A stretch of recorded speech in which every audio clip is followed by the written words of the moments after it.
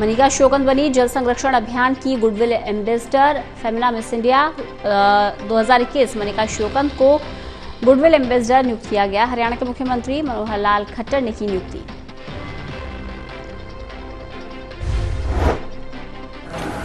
जल प्रबंधन योजना के रखे हैं कि 2 वर्ष वार्षिक कार्यक्रम ये है। उसमें आज एक प्रोजेक्ट का लॉन्च किया गया है जिसके अंदर रियल टाइम जो डिटेक्शन ऑफ वाटर रिसोर्स जो है वो बनेगा और उसमें हमें पता लगेगा कि कहाँ से कितना पानी निकला और कहाँ कितना पानी पहुँचा, बीच में चोरी कितनी हुई। हरियाणा में 19 सितंबर को संयुक्त किसान मोर्चा के किसान नेताओं को बातचीत का न्योता दिया गया। हरियाणा के टॉप अफसरों की कमेटी करेगी बातचीत। सुप्रीम कोर्ट के आदेश पर रास्ता खुलवाने को लेकर होगी बातचीत।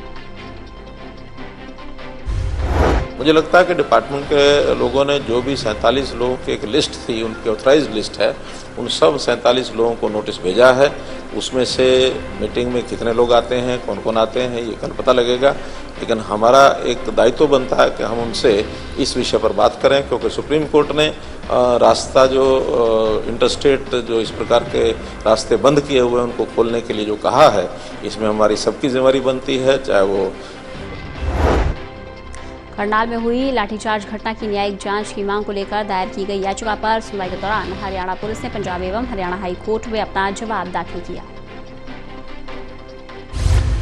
पटिशनर द्वारा एक याचिका दायर की गई जिसमें उसकी मुख्यतः मांग जुडिशियल इंक्वायरी को लेकर थी, जो 28/8/2021 को करनाल में फार्मर्स के साथ जो इंसिडेंट हुआ और उसी के मद्देनज़र पिछली तारीख पर माननीय उच्च न्यायालय द्वारा हरियाणा सरकार को निर्देश दिया गया था एक एफिडेविट स्टेटस रिपोर्ट फाइल करने के लिए सरकार के द्वारा।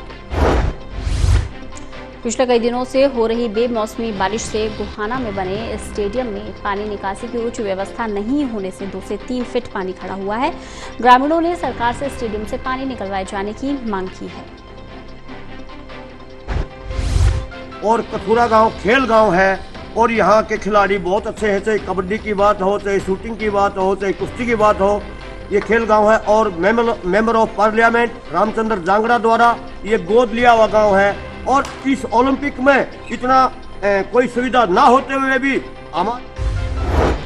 बैठक किसानों द्वारा धान की फसल में बिना कृषि वैज्ञानिकों की सलाह से आपसी देखा देखी धान की फसलों में अंधाधुंध फंसी दवाइयों और रासायनिक खादों का इस्तेमाल किया जा रहा है, जिस कारण बासमती चावल में रासायनिक खादों की मात्रा ज्यादा होने के कारण निर्यात में रुकावट आ गई।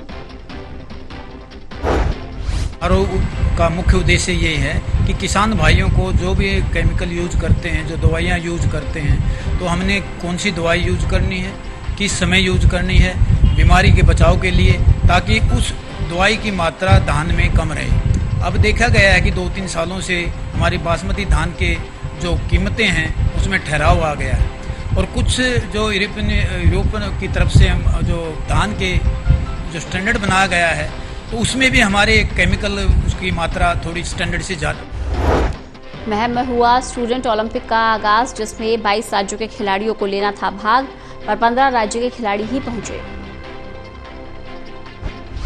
स्टेटों के बच्चे आए हुए हैं, टोटल 1700 है, जिसमें से 500 लड़कियां हैं। तो इसका मकसद क्या है?